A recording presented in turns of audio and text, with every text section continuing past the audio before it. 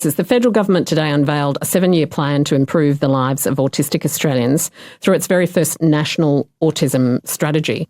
It includes 22 commitments focused on 4 key reform areas around social inclusion, economic inclusion, and even diagnosis. Now, this is all great news for those living with autism, but some disability advocates are concerned over the similarities to that of the Disability Royal Commission, which is still waiting for those changes to be implemented. River Knight is from Developing Australian Communities and is also a disability advocate who's got some thoughts on this one. G'day, River. Good to have you with us.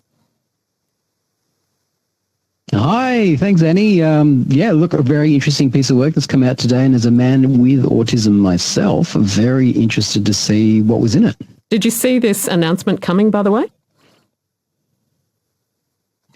Well, the announcement, we knew they were doing some work. They've been doing some projects around Australia on this sort of thing. But unfortunately, what we're seeing is a strategy that is a perfect strategy if you want to announce something, to appear to be doing something that's not going to cost a lot of money, not going to require a lot of work, but at least appear to be doing something. And unfortunately, the key things that $42 million is going towards are things that we already are doing here in Australia. And we're a little bit concerned on how that's going to roll out, like looking at creating things from scratch when we already have them as a waste of those taxpayer dollars. And that's the real worry that we have right now with this strategy. There's not a lot of what are we actually going to do. How does Australia compare to other developed nations around the world when it comes to having a strategy to support people living with autism?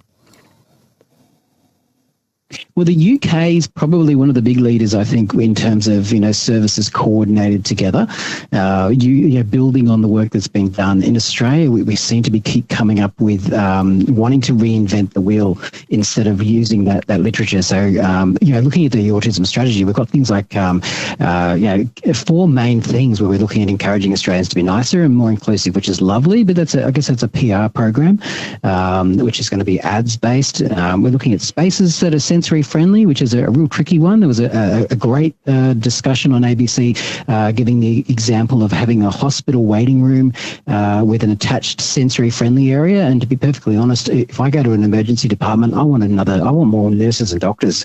I'm not looking for a sensory friendly space to wait. I want to get in and out. So, for me, as a taxpayer, I'd be looking at investment in nurses and doctors before having an extra room that has to be run for people with autism, even as someone with autism myself, and they're talking about, creating new assessment tools.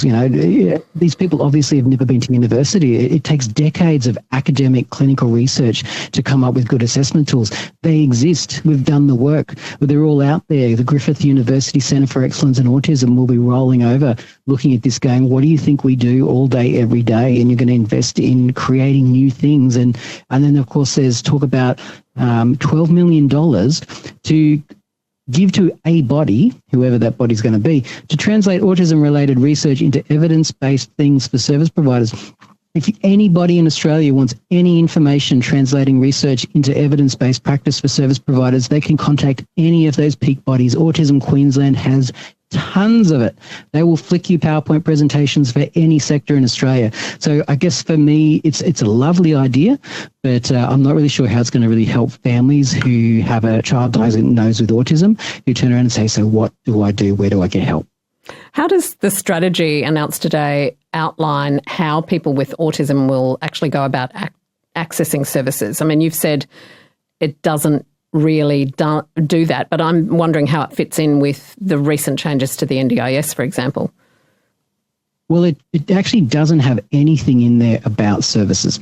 So the one thing that they mention is that they're going to try and give families access to respite. It doesn't say who's going to fund them, but there's no mention in there of actual services that will be funded, how they're going to be funded, and where they're going to be funded. So we have a $40 billion a year NDIS agency.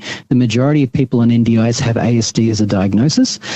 We are now cutting those people off, and there's many children with autism, for example, have received letters recently saying you have 28 days to give us evidence and reports from your psychologist to say why you should even be on the scheme in the first place, because otherwise we'll be cutting you off, which anyone will tell you getting into a psychologist or an OT, getting them to see you and getting a report to give as evidence within 28 days is a huge milestone. So unfortunately, we've seen a lot of that. And what we're seeing is people cut off NDIS if you have ASD and push back to foundational services. And what we're looking forward to here in Queensland, of course, is a new minister, Amanda Can, who we're really looking forward to hearing about, what the states are going to be doing. So when people can't access NDIS and they go to those foundational services, what services are going to be funded? How do I get to an OT? Are we going to increase the work in schools? Because we actually got rid of a lot of our ASD specialists as supported teachers decades ago. Are we going to increase that again? Do I do it through the school? Do I have to go to a hospital? Do I go to my GP? Is Medicare looking after this? These are the questions we need in a practical sense. And maybe it's my autism that sits here and goes, well, I see some wonderful goals and objectives here, but what I want to know is how's it going to work? The how of the matter. There were 4 focus areas of the strategy, with one being on diagnosis. Why do you think diagnosis has been focused on? Well, there's 2 thoughts to that. Part of it is similar to the NDIS program, where they're looking at creating tools that screen people in and out. And to me, I worry that that's going to then cut people off from services. The moment that the government decides to develop assessment tools, when you have psychologists, psychiatrists with decades of clinically developed, peer-reviewed, well-researched assessment tools already being used and developed and reviewed and improved. As soon as the government starts talking about them wanting to come and do some new assessment tools, I really worry, because right now you can go to the Australian Council for Educational Research, you can go to almost any professional body. We have assessment tools in place. That's not our problem. I can go get my label of autism. What I need is a hand. Where are my kids going to go to develop social skills? Where are they going to be supported at school? Autism Queensland has an amazing project which semi-supports people and kids that are struggling at school. They get a little bit of a help to try and maintain and then jump back in, but it's a drop in the ocean. And for us, it's like, well, what are we going to do? Where do I go with my child as an adult? Where do I go? What services are there? And there's nothing in this strategy about funding services for adults besides the peer network they're talking about, which is lovely. And there's a lot of them running at the moment. So hopefully they're going to bolster the funding to already running peer support programs. And they're not just going to put it out to tender for people to set them up from scratch that runs out after 5 years and starts all over again. So what do you want to see happen now, River, given this announcement today? How should it be followed up? The follow-up for me is really getting together at a state level. So each state really needs to now take this and go, okay, so NDIS is going to cut funds to people that aren't disabled enough.